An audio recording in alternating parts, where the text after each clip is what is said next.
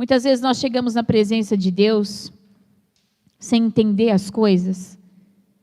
E por não entendermos as coisas, começamos a questionar o poder de Deus na nossa vida.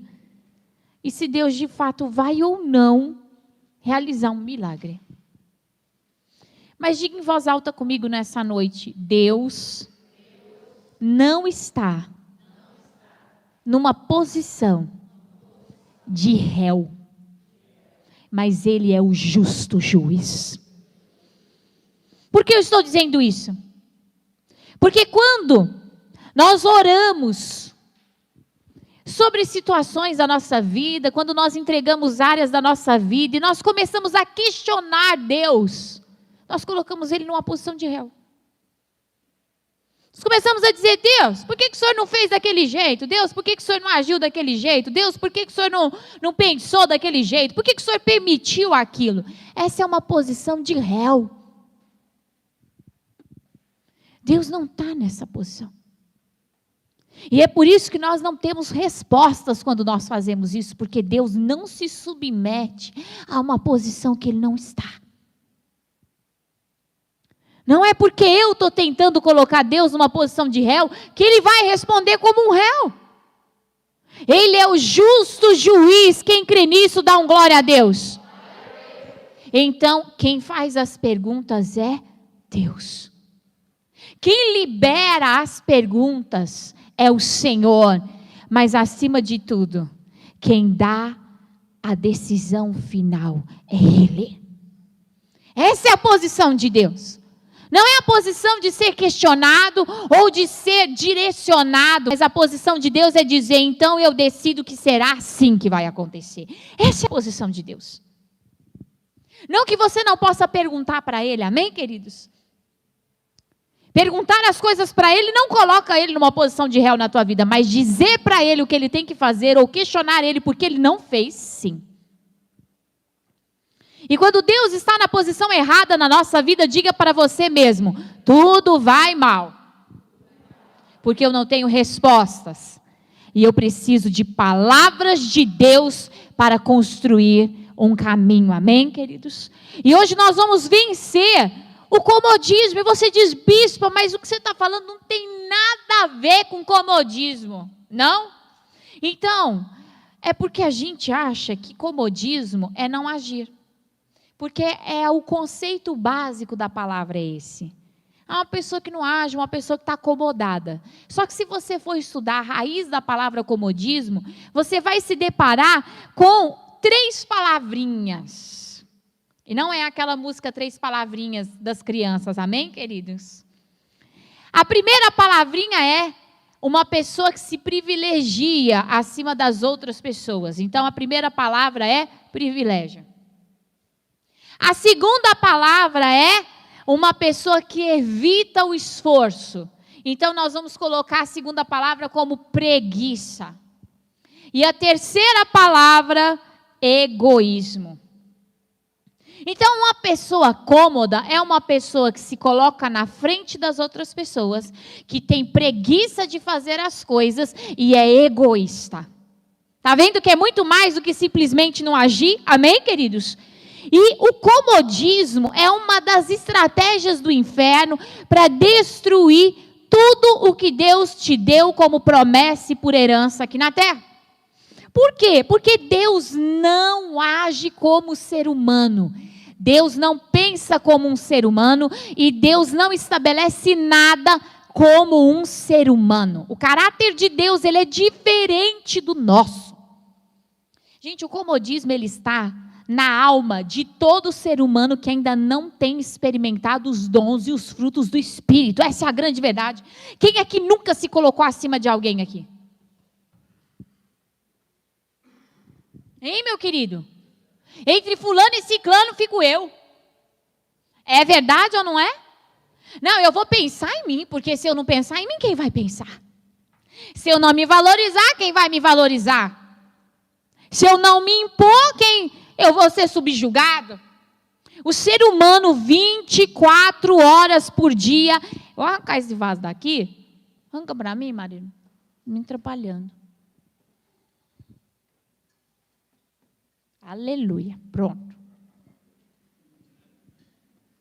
Agora sim, né, irmão? O pessoal de lá não me enxerga, só enxerga a planta. Para a quarta estava bom, que as cadeiras estavam diferentes, né? Queridos, todos os dias a gente se coloca numa posição elevada. Eu vou pensar em mim, eu vou fazer por mim, eu vou fazer do jeito que vai ser bom para mim. E todos os dias o inferno quer nos colocar numa posição de comodismo. O errado não foi eu, o errado é essa pessoa.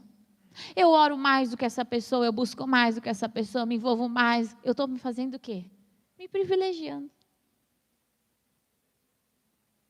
Estou certo. Quem é que nunca se sentiu certo? Eu acho até engraçado como que a gente é soberbo. Eu não tenho problema de reconhecer fraquezas humanas. Vocês têm problema de reconhecer fraquezas humanas? Porque eu vou te dizer uma coisa, até na humildade a gente é soberbo. Quer ver? Eu fui lá e pedi perdão, mas eu pedi só porque eu sou muito humilde. Haja humildade aí, hein, galera? Eita! Essa humildade é verdadeira? Não. Eu pedi para mostrar superioridade. Tem gente usando a atitude de humildade para ser superior. E o diabo nos coloca numa posição cômoda da nossa vida para nós não vivermos palavras e promessas de Deus. Quando nós fazemos isso. Isso é só uma palavrinha aí de dentro do comodismo. Quantas vezes você se priorizou dessa maneira aqui e o diabo conseguiu te amarrar?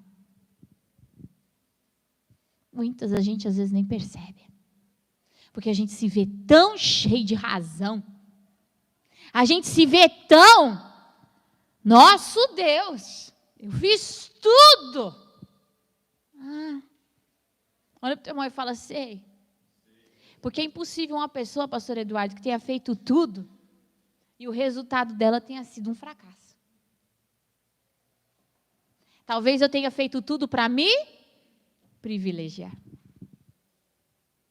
Não pelo outro, por mim, pela minha posição, pelo meu ego. Queridos, o diabo adora isso. Principalmente quando vem disfarçado de luta, de guerra, de humildade. Aí que o diabo ama mesmo. E quantas vezes a gente diz assim, eu já orei tanto por essa área da minha vida, por essa pessoa. Eu já fiz tanto, que agora eu não quero mais fazer. Olha para o teu irmão e fala assim, onde está na Bíblia escrito que você pode desistir de tudo que Deus te deu? Mostra para a bispa.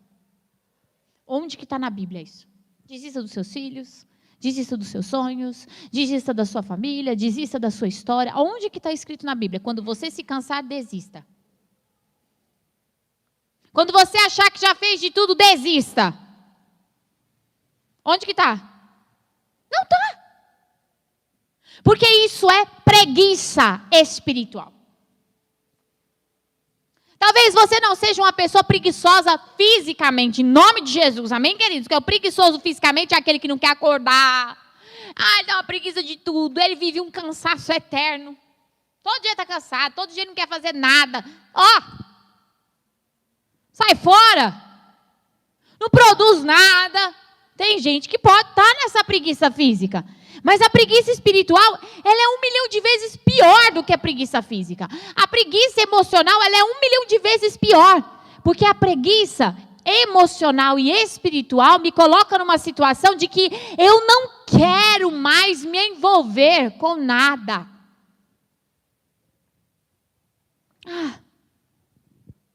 Sabe, queridos, essa última semana eu ouvi uma pessoa falando uma coisa que eu fiquei com meu coração doído.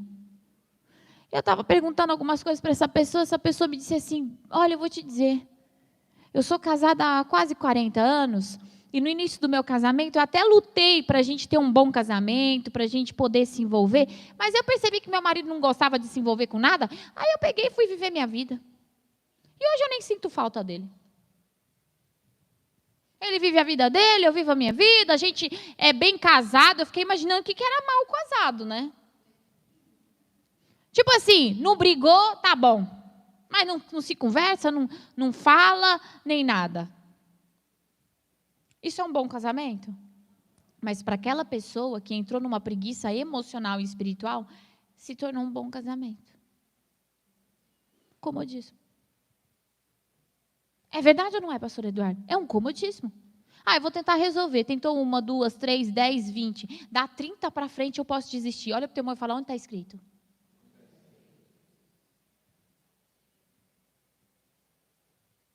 Quando Pedro perguntou para Jesus, que dia que eu posso desistir de perdoar uma pessoa? Que Jesus respondeu? Nunca. A palavra perdão no hebraico, ela tem uma raiz muito interessante. Constância e autoridade. Uma pessoa que perdoa, ela vive autoridade e constância. Nós precisamos entender que a preguiça emocional, Ronilda, vai te destruir. Porque o diabo quer fazer assim, Rô. Ronilda, lava suas mãos. Faz igual Pôncio Pilatos. Mas Pôncio Pilatos é Jesus, querido? Pôncio Pilatos é exemplo para você, meu querido? Porque tem muita gente falando, lava minhas mãos. Você vai seguir o quê? Jesus ou Pilatos? Gente, responda. Vocês não estão animados, não? Hoje é sexta-feira, minha gente. Sextou.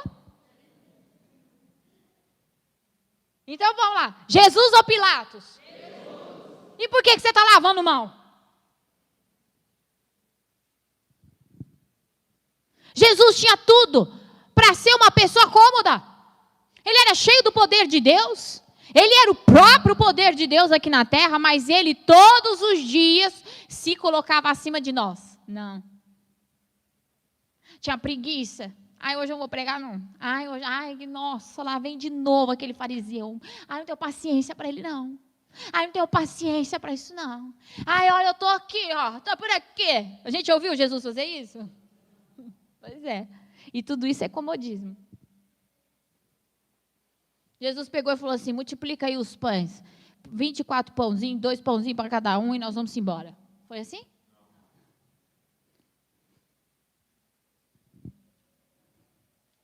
Enquanto a situação falar sobre o que você quer, se considere na sua zona de conforto. O comodismo mata mais do que fome, sede, viu, queridos? Mata mais do que falta de alimento. Nós precisamos entender que enquanto Pôncio Pilatos estava lavando as mãos, Jesus estava dizendo, perdoa eles.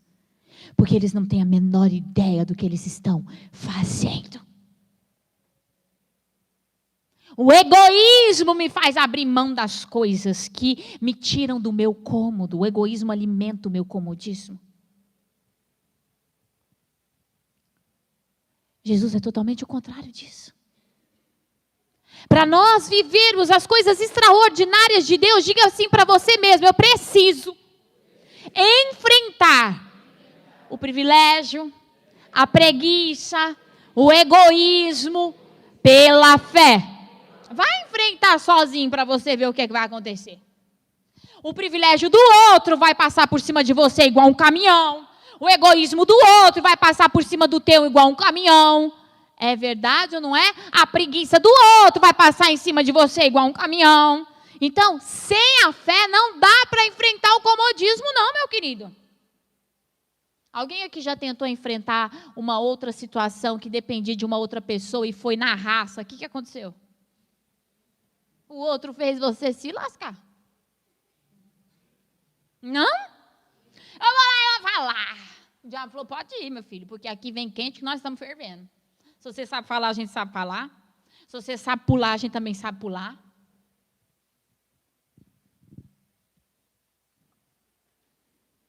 Nós enfrentamos o comodismo na nossa vida e no que está ao nosso redor pela fé. Com comportamento sobrenatural. Você pode dizer isso somente um comportamento sobrenatural vai me libertar de uma vida de cadeias espirituais. Amém, queridos? Chega de fazer as coisas, como Deus disse aqui no louvor, chega de fazer as coisas do mesmo jeito. Está na hora de você colocar tua boca no pó e perguntar o que faremos. Imagina se Moisés fosse bater boca com o povo, meu filho, no meio do deserto. Moisés era um, o povo era quanto? Mais de 600 mil, de acordo com o livro de números que eles foram contados. Mais de 600 mil. O quê? Pode.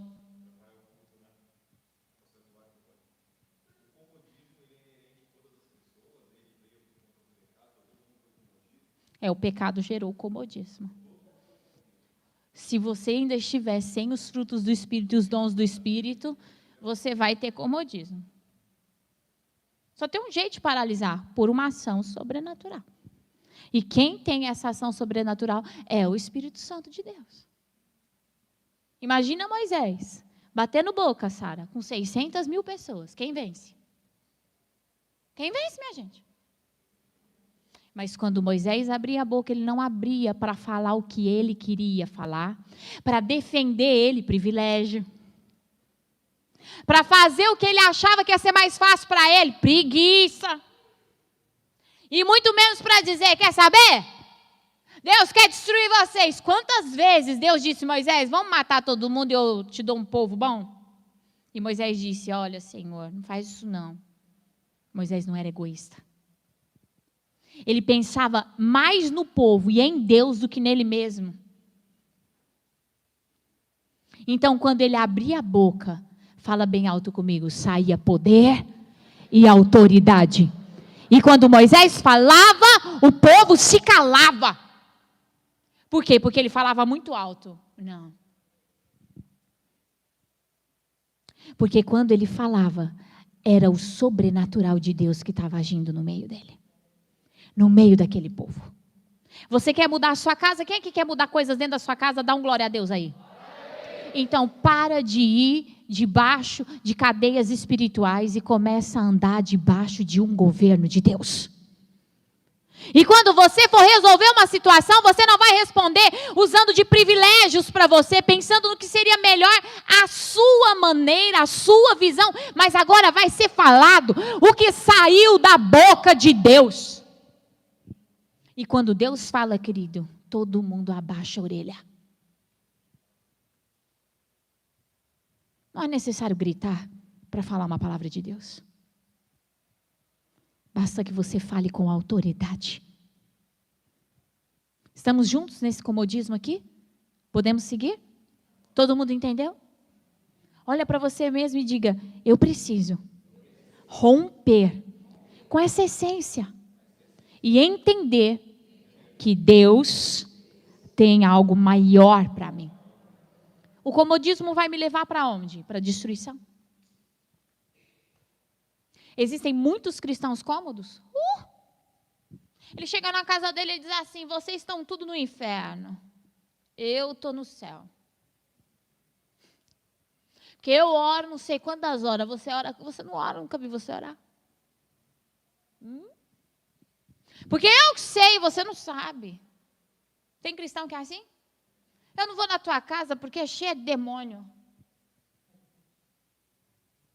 Eu não convivo com você porque você é muito, muito impuro, muito pecador.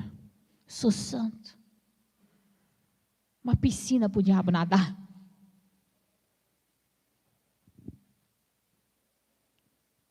Meu irmão, deixa eu te dizer uma coisa.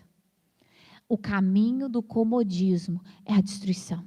Enquanto você desdenha do que Deus te deu, enquanto você trata do jeito errado que Deus te deu, Deus não pode operar restauração ali.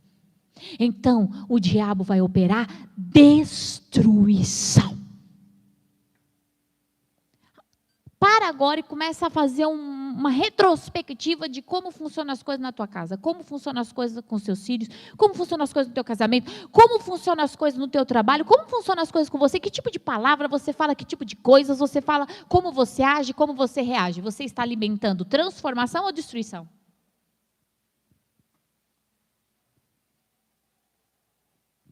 Mas por que isso é comodismo, bispa?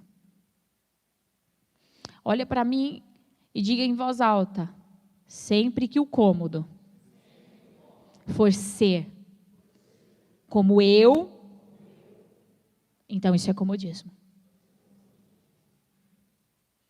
Quando eu começar a ser o que Deus espera que eu seja, já não é mais comodismo.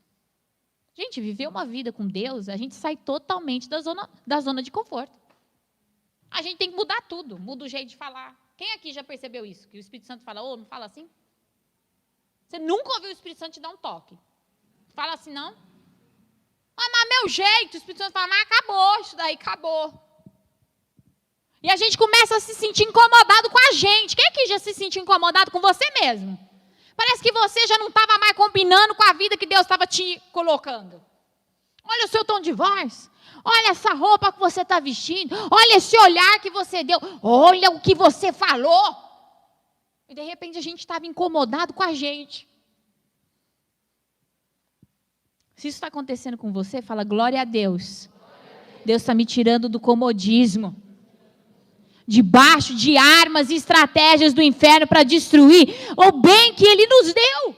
O diabo, irmão, quer nos destruir na nossa casa, na nossa família, no nosso trabalho, no nosso dia a dia, nos nossos sonhos. E se nós não começarmos a ser mais parecidos com Deus, Ele vai conseguir. Vai ou não vai? Vai. Porque é tão fácil, gente, a gente dizer assim, não tem mais o que ser feito. E Deus olha e fala, mas tem 1 milhão de coisas a ser feitas. Mas tudo que é para ser feito, você não quer. Na hora de pegar firme com Deus, não. Na hora de dar um dízimo, um voto, uma oferta, não. Na hora de falar assim, agora eu vou virar cristão de verdade, não vou ser aquela loucura lá. Não. Eu quero assim, Senhor, eu vou de vez em quando na igreja, dou uma esmola para o Senhor, oro e o Senhor age na hora. Olha para o teu irmão e fala assim, Deus não está vendo. Deus não está vendo. Deus é aliança. Amém, queridos? Deus, ou a gente está 100% com Ele, ou a gente não está. Vale a pena ficar com Deus? Vale a pena viver a vida de Deus? Então diga em voz alta comigo, eu somente vou resplandecer a glória de Deus se eu permitir que a minha vida seja transformada. E isso significa muito trabalho e exposição. E antes de nós lermos os textos dessa noite, eu quero citar um exemplo para você. Naamã tinha uma doença chamada... Mais alto agora. Lepra naquela época tinha cura? A lepra ia fazer o que com Naamã? Tirar tudo que ele tinha. Naamã era chefe do exército da Síria. Um dos maiores exércitos daquela época, daquele tempo. Mas leproso, ele ia acontecer o que com ele, Tárcia? Ir para o leprosário. Ia perder todo o glamour, ia perder todo o status, ia perder tudo. É isso que o inferno implanta em nós. Não precisa ser uma doença física, mas muitas vezes é um pensamento doente, é um sentimento doente, é um comportamento doente. E quando Miriam, que tinha sido levada cativa por conta de uma guerra que teve lá na terra de Israel, ela podia estar com o coração dela doente, mas ela não tinha comodismo, ela tinha a presença de Deus. Ela não queria se vingar de Naamã. A vida dela estava na mão de Deus. O coração dela não estava doente. Ela não estava vivendo assim, ai, coitada de mim, Deus me abandonou, eu sou escrava. Ela estava dizendo assim, aonde eu estiver, a presença de Deus vai estar comigo, a palavra de Deus vai estar comigo, e Deus vai me sustentar. Tanto que ela viu que Naamã era leproso, ela poderia ter destruído Naamã, poderia ou não poderia? Assim, ó, uma fofoquinha. Olha para o teu irmão e fala, o cômodo fofoca, reclama, discute, afunda as pessoas. É verdade ou não é? Porque ele está doente por dentro. Miriam não era assim. Ela chegou para a ama dela e disse, você sabia? Ela falou igual mineiro, né? Você sabia que tem um profeta na terra de Samaria, que se ele for lá, ele é curado? Ela tinha tudo para odiar Naamã. Mas o coração dela não era um coração cômodo. Ela não se privilegiou. Ela não teve preguiça e muito menos foi egoísta. E Naamã foi. Só que quando Naamã chega até o profeta Eliseu, ele achou que Deus ia estender um tapete vermelho. Quem é que acha que vem na igreja, Deus vai estender um tapete vermelho, vai atender o meu pedido na hora, e ele falou, eu vou lá na tua casa agora, eu vou fazer isso agora. É verdade ou não é? Quantas vezes Deus fez você esperar? Irmão, tá todo mundo assim.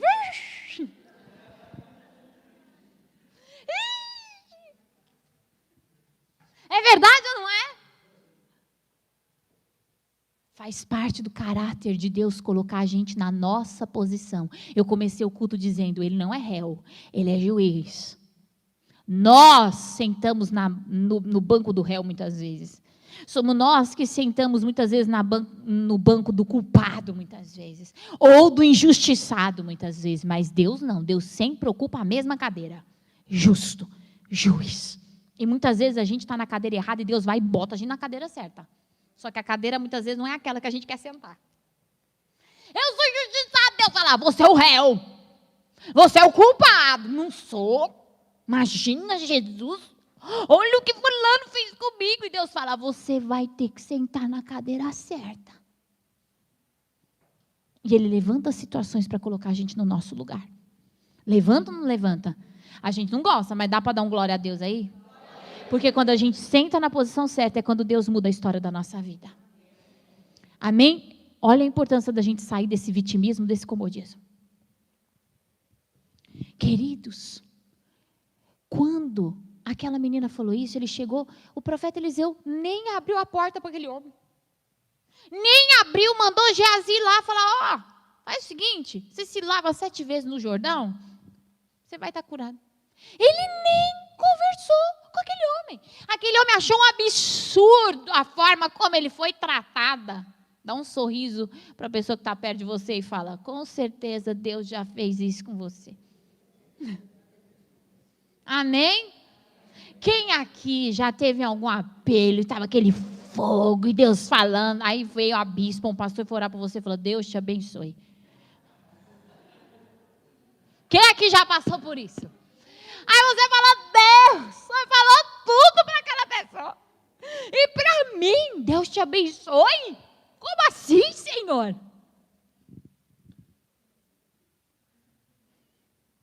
A bispa visitou fulano, mas não me visitou ainda. A pastora Regina, a pastora Paula, a Ronilda. Olha para o teu irmão e fala assim, é Deus te colocando na tua cadeira para poder operar na tua vida. Amém, queridos? Sabe como Deus trabalha uma maneira sobrenatural.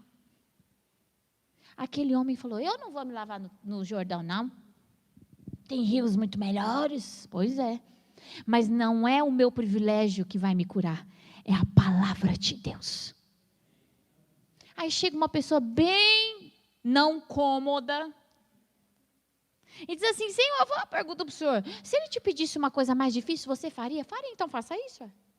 Por que você não vai lá e faz? Por que você não quebra o teu orgulho, o teu egoísmo? Aí ele falou, tá bom, eu vou fazer. Quando ele terminou o 7º mergulho, o que aconteceu com ele? 100% curado. Entenda comigo uma coisa, nós temos que descobrir o nosso rosto. Isso está em 2 Coríntios 3,18 e é tema do ano para nós. Vamos ler mais uma vez? 2 Coríntios 3,18 diz o quê? Mas nós todos, com o rosto descoberto, refletindo como um espelho a glória do Senhor, somos transformados de glória em glória na mesma imagem como pelo Espírito do Senhor. Fala bem alto, eu preciso descobrir o meu rosto. E descobrir o rosto é o quê? Tirar a minha máscara.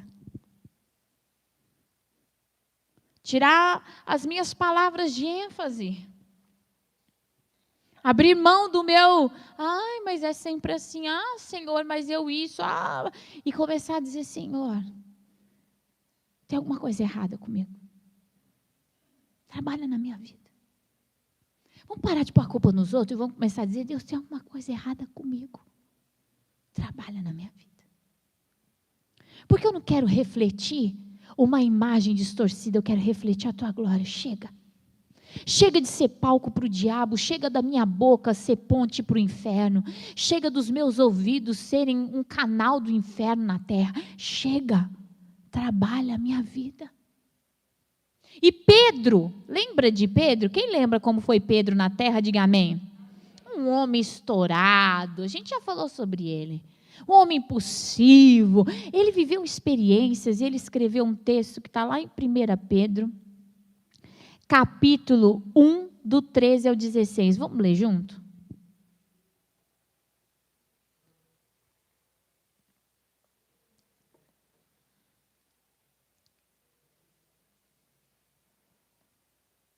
Portanto, preparem sua mente para a ação e exercitem o autocontrole. Olha para o teu irmão e fala assim: está preparado para se controlar?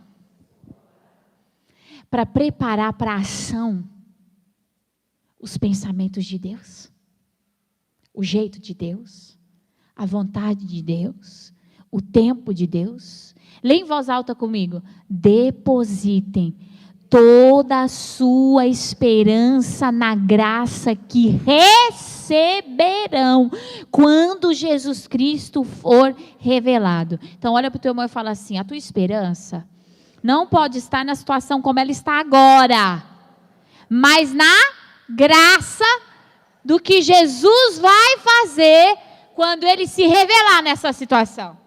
Agora, qual a certeza que Jesus vai se revelar? O nosso rosto descoberto.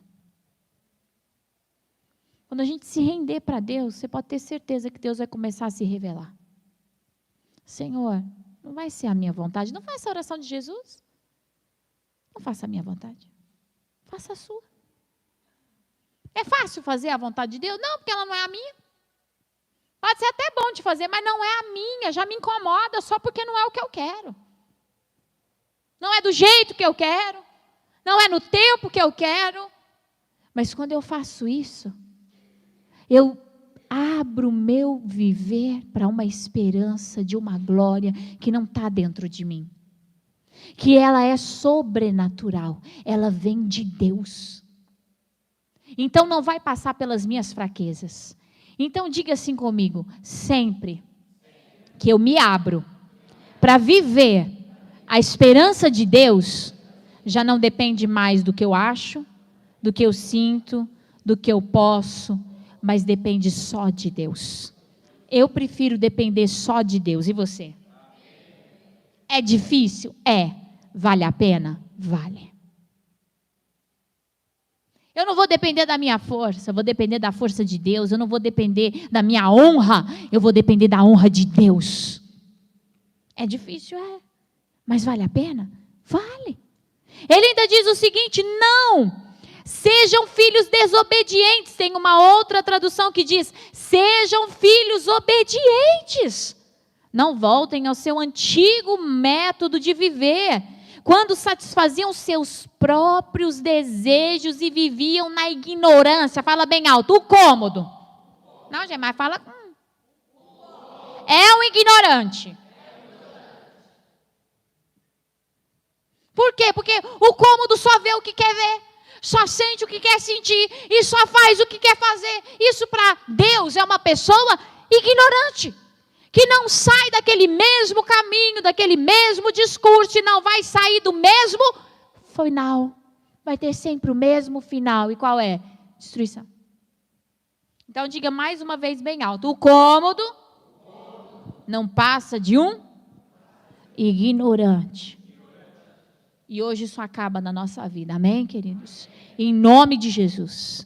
Agora, porém, sejam santos em tudo que fizerem, como é santo aquele que os chamou. Então, no final do culto, você vai receber uma coroa,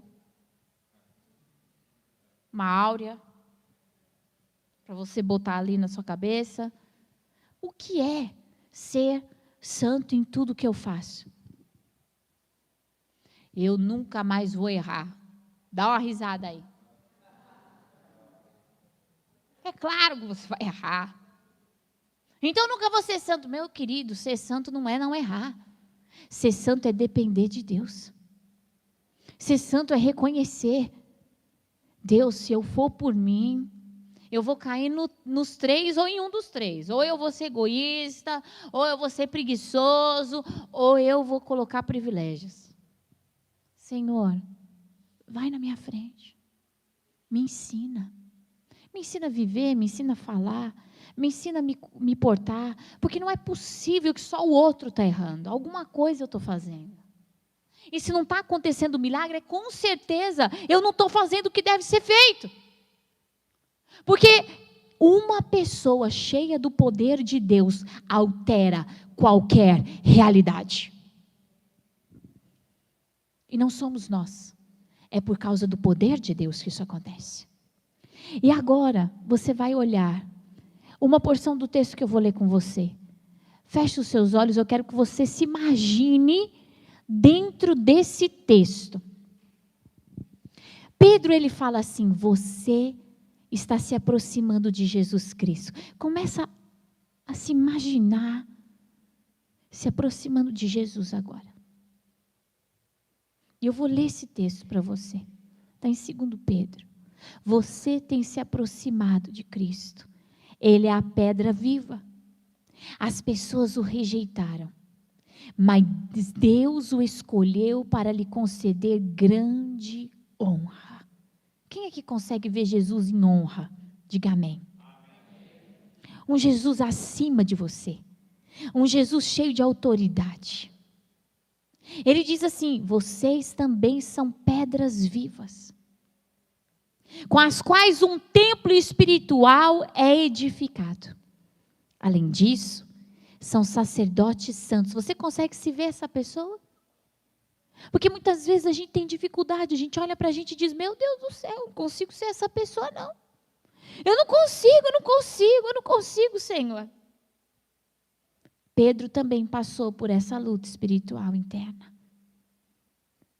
Mas hoje você vai colocar sua mão no seu coração e falar, Jesus, o Senhor está se aproximando de mim, nessa noite. E o Senhor é a pedra viva. Isso significa que o Senhor é aquele capaz de sustentar qualquer construção, qualquer coisa. Eu creio nisso. Mesmo que algumas pessoas ainda rejeitem o teu conselho, mesmo que algumas pessoas ainda coloquem a tua palavra debaixo de problemas, circunstâncias, hoje eu digo, tudo que for colocado nas tuas mãos prosperará. Tudo que for colocado debaixo da tua palavra vai viver. Eu creio nisso. E a tua palavra diz que eu sou uma pedra viva também. E que eu vou ser uma edificação espiritual. Eu preciso que essa verdade entre dentro de mim. E que o foco a mim caia. Eu desejo que o Senhor seja o meu foco. Eu desejo que o Senhor seja o centro da minha vida. Eu quero levantar, Pai, ofertas espirituais que te agradam.